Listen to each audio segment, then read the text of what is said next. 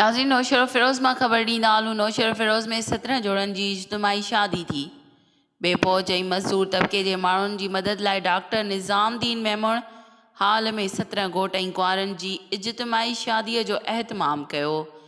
हर जोड़े खे 50,000 जो घरू सामान ॾियण में उन्हनि गिरनि तरफ़ां कयो वियो, जिन में निज़ाम अली मरी, सखावत अली, आशिक़ अली मरी, निज़ाम हैदर मरी, ज़ाहिद अली ख़ासकेली, नवीद ॾखण, खान दिलशाद अली कलोड़ो, मोहम्मद जुमन शीदी, हुबदार अली चांडियो, सागर हुसैन चांडियो, तसवर हुसैन, सिकंदर अली, अली जान चांडियो, सदा हुसैन, मुख्तियार अली ऐं शफ़ीक अली शामिल हुआ।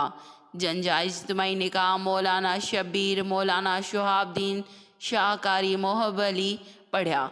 उन मौक़े ते घोटनि तोड़े कुंवारनि सां गॾु संदनि वालदेन ऐं वॾे अंग में शिरकत कई। जॾहिं त तक़रीब जा महिमान ख़ासि civil surgeon doctor Khadim Ali Mangrio, Maulana Mohammad यूसुफ हुसैनी, समाजी अॻवान एजाज़ ममनाई, सैद इज़हार अल हसनैन कासमी, डॉक्टर काशिफ मुस्तफ़ा मेमून, सैद आकाश मेदी ऐं ॿियनि ख़ुसूसी शिरकत कई। उन मौक़े ते अॻवाननि चयो त हिन महांगाई वारे दौर में शादी करणु ॾुखियो अमल बणिजी वियो आहे, जॾहिं त इस्लाम में अजायन ख़र्चनि ऐं अजायन रस्मनि खां रोकियो वियो आहे। इस्लाम सादगीअ जो दर्स ॾिए थो ऐं ख़ुदि रसूल अल्लाह सल्लल्लाहु अलैहि वसल्लम जन फरमायो त बहितरीन निकाह उहो आहे जंहिंमें घटि ख़र्च हुजे। पाण सगोरन सल्लम जन उहो बि फरमायो त निकाह मुंहिंजी सुन्नत आहे ऐं उनखे रोकण वारे जो मूं सां तालुक़ न आहे। अॻवाननि चयो त जेकॾहिं अहिड़ियूं तक़रीबूं थींदियूं रहियूं त ॾाज जहिड़ी लानत जो ख़ात्मो अची वेंदो।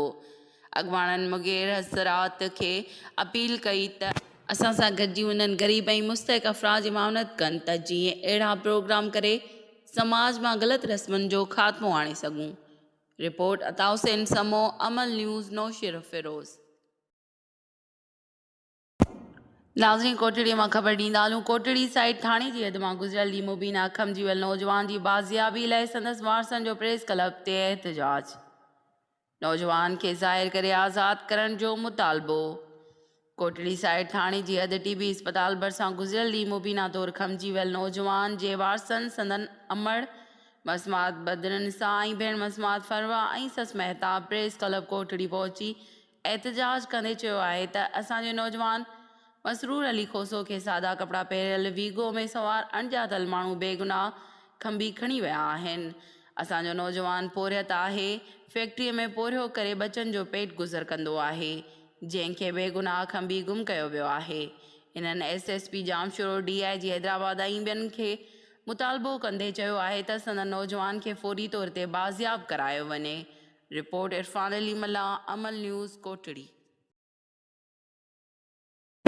नाज़रीन, दड़ो मां ख़बर ॾींदा हलूं। सजावल ज़िले जे इलाइक़े यूनियन काउंसिल बचल गगू जे PPA जे पुराणनि जियालनि पारां टिकट न मिलण ख़िलाफ़ आज़ाद राजूनी इतिहाद जो पैनल जोड़े छॾियो। खेनि मुबीना धमकियूं मिलण ख़िलाफ़ दड़ो में प्रेस कॉन्फ्रेंस करे सख़्तु एहतजाज कयो। यूनियन काउंसिल बचल गगू जे राजूने इतिहाद जे चेयरमैन जे उम्मीदवार ऐं PPA जे पुराणे जियाले Rais Qayyum Khan Maksi, vice chairman Hashim Damach, UC Bachal Gagu, PPA जे जनरल सेक्रेटरी रईस अब्दुल रसूल मक्सी ऐं रईस खमीसो खान मक्सी चयो त सॼी ज़िंदगी पार्टीअ खे ॾिनी कूड़नि केसनि ऐं जेलनि जूं सठियूं हींअर बल्दियाती इलेक्शन में PP ज़िले सजावल जी क़यादत ऐं अॻवाननि असांखे पार्टी टिकट ॾियण जो आसरो ॾेई इलेक्शन फॉर्म भरायो ऐं टिकटूं PP मुखालिफ़नि खे पैसनि एवज़ विकिरो करे ॾिनियूं, जेके हमेशह पार्टीअ जा मुखालिफ़ रहिया। शहीद राणी बेनज़ीर भुट्टो जी तस्वीरूं ऐं पार्टीअ जे झंडनि जी बेहुरमती कई। हिननि चयो त असां सां धोखो कयो वियो आहे। असांजी आला सड़नि आज़ाद राजूणे इतिहाद जे पैनल तां मुक़ाबिलो करे रहिया आहियूं। इन्हनि इल्ज़ाम हणंदे चयो त PPA जी टिकट ते इलेक्शन विढ़ंदड़ मुखालिफ़ असांजे उम्मीदवारनि खे हथ खणाइण लाइ धमकियूं ॾेई रहिया आहिनि, जन खां नथा डिॼूं। UC बचल गगू जे अवाम ऐं जियाला असां सां गॾु आहिनि। 28 अगस्त शहीद राणी बेनज़ीर भुट्टो जा असल वारिस असीं कामयाब थींदासीं।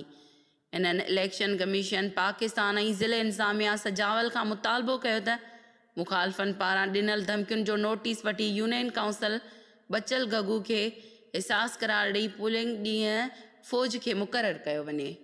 रिपोर्ट समीला मेमून, अमल न्यूज़, दड़ो।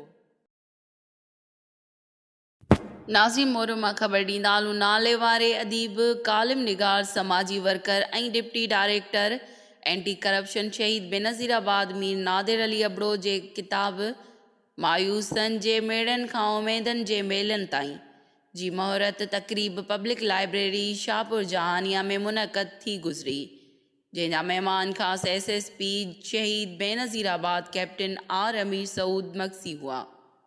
उन मौक़े ते मुनक़द थियल तक़रीब खे ख़िताब कंदे डिप्टी डायरेक्टर एंटी करप्शन शहीद बेनज़ीराबाद मीर नादिर अली अबड़ो चयो त मां पंहिंजे सर्विस दौरान जिते जिते रहियो आहियां उते पेश ईंदड़ इलाइक़े जे मसइलनि ऐं तजुर्बनि खे हिन पंहिंजे किताब में लिखियो आहे। अॼु जे मायूस नौजवाननि लाइ हीअ किताब मशियल राह आहे। हर ऊंदाही खां पोइ रोशनी ऐं हर राति खां पोइ सुबुह आहे। उहो ई मुंहिंजे किताब जो उनवान आहे। उन मौक़े ते SSP शहीद बेनज़ीराबाद कैप्टन आर अमीर सऊद मक्सी चयो त शाहपुर जहानिया जी तमामु घणी मूंखे ख़ुशी थी रही आहे। हीउ शहर पुरअमन ऐं अहम शहर आहे। उन ई करे मीर नादिर अली अबड़ो पंहिंजी किताब जी महूरत तक़रीब पिणु हिते रखी आहे। असिस्टेंट कमिश्नर काज़ी अहमद हाफ़िज़ ज़ीशान मैडम नाज़ो धारे जो शाहपुर जहानिया टाउन कमेटीअ जे चेयरमैन हाजी ख़ालिद हुसैन आरई खाउड़े किरदार कामरेड गुलाम हुसैन वसण DSP अब्दुल वाहिद खोसो एडमिनिस्ट्रेटर गुलाम नबी डाहिरी शमज़ीन कोराई अली ख़ान चन्ना अब्दुल अज़ीज़ चन्ना ऐं ॿियनि मोज़िज़ शहरनि पिणु ख़िताब कयो। उन ई मौक़े ते प्रेस क्लब जे सदर अब्दुल वहीद डाहिरीअ जी 39 सालगिरह जो केक काटियो वियो। रिपोर्ट आफ्ताब अहमद सुमरो, अमल न्यूज़ मोरो। नाज़रीन कोटड़ीअ मां ख़बर ॾींदा आहियूं। जामशोरो जे इलाइक़े मदीना नगर वासी पंहिंजे चाचे जे ज़ुल्म ख़िलाफ़ परेशानी वारी ज़िंदगी गुज़ारण ते मजबूर आहे। नौजवान इमरान मला ऐं पंहिंजे भेणुनि समेत दाईंदे चयो त असांजो चाचो मंज़ूर मला जेको पुलिस वारो आहे, जेको असांजे वालिद महरूम मोहम्मद सिद्दीक़ जी वफ़ात खां पोइ असांजे जॻह ऐं प्लाटनि ते कब्ज़ो करे रहियो आहे। मंज़ूर मला शराब जे नशे में धुत थी असांजे दरवाज़े ते फायरिंग करे धमकियूं ॾिए थो त तव्हांखे मां मारींदुमि। असांखे अगरि कुझु बि थियो त उनजो ज़िम्मेवारु मंज़ूर मला हूंदो।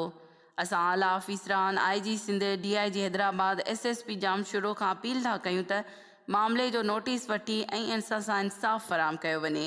रिपोर्ट इरफान अली मला, अमल न्यूज़ कोटड़ी।